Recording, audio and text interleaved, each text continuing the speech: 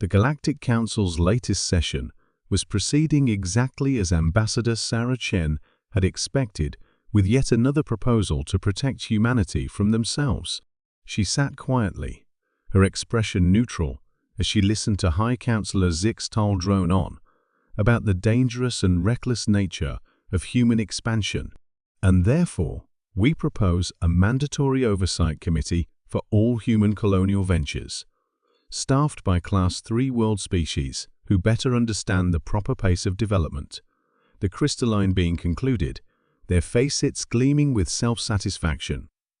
Sarah maintained her diplomatic smile, the same one she'd worn through countless similar sessions.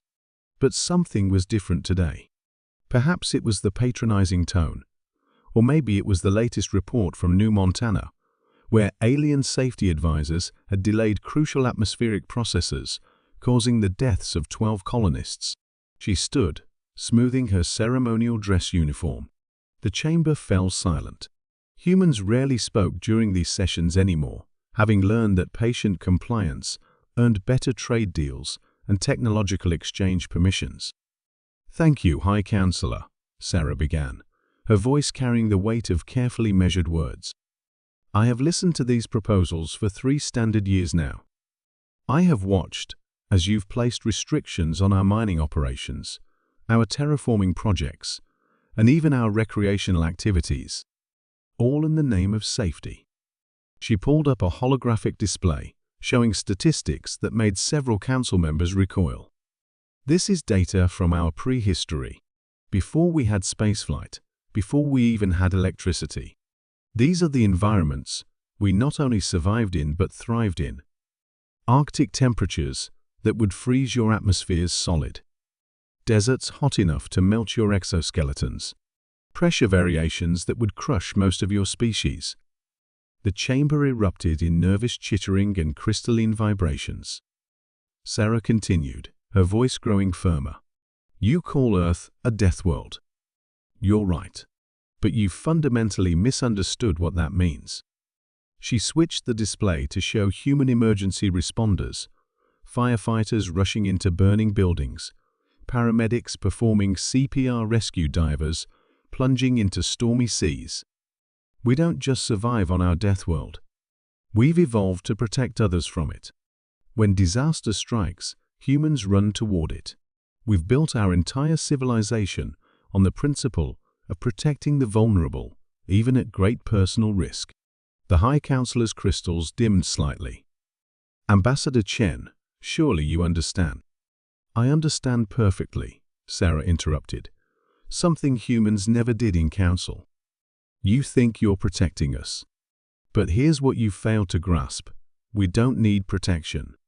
We need you to get out of our way so we can protect others."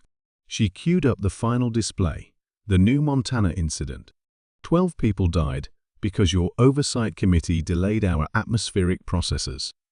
They died because you thought your Class 3 world experience knew better than millennia of human survival expertise. They died because you were protecting us.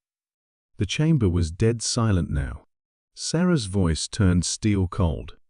"As of this moment, the Human Alliance is invoking Article 7 of the Colonial Rights Agreement. We are declaring all human worlds sovereign territory, free from council oversight. Any attempt to interfere with our colonies will be considered an act of aggression."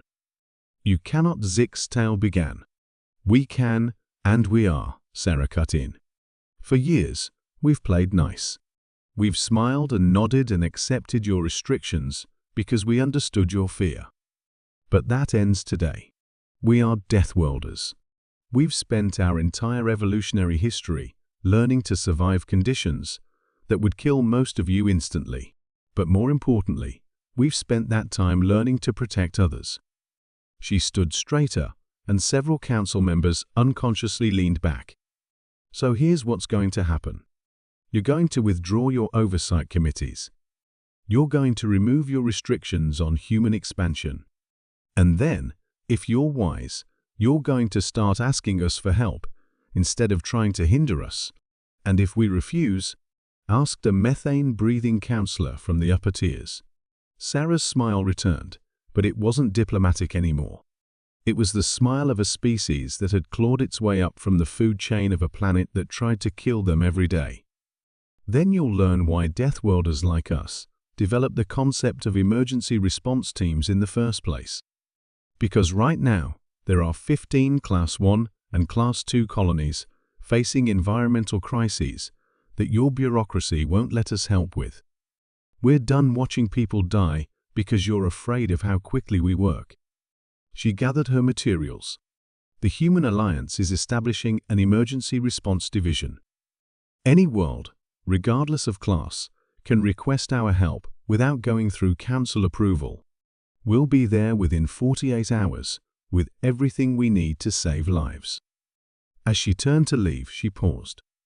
Oh, and one more thing. We're reclassifying Earth. It's not a death world anymore. It's a training ground. Because if you think our planet is scary, wait until you see what it created. People who look at death and disaster and say, "Not on my watch." The council chamber remained silent long after she left.